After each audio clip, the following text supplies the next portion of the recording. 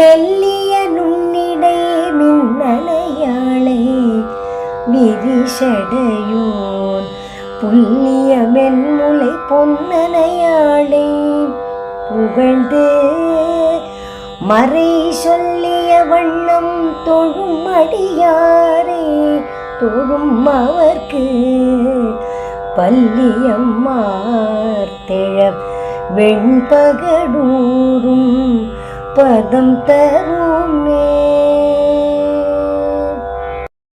பட்டரின் இந்த 91வது அந்தாதியை பாடலை பாராயணம் செய்து துதித்தால் அரசாங்க வேலை கிடைத்து அரசாங்க செயல்களில் எல்லாம் வெற்றி பெறும் வாய்ப்பு கிடைக்கும். துதித்து பலன் பெறுவோம். அருள்வாமி அபிராமி உமையே.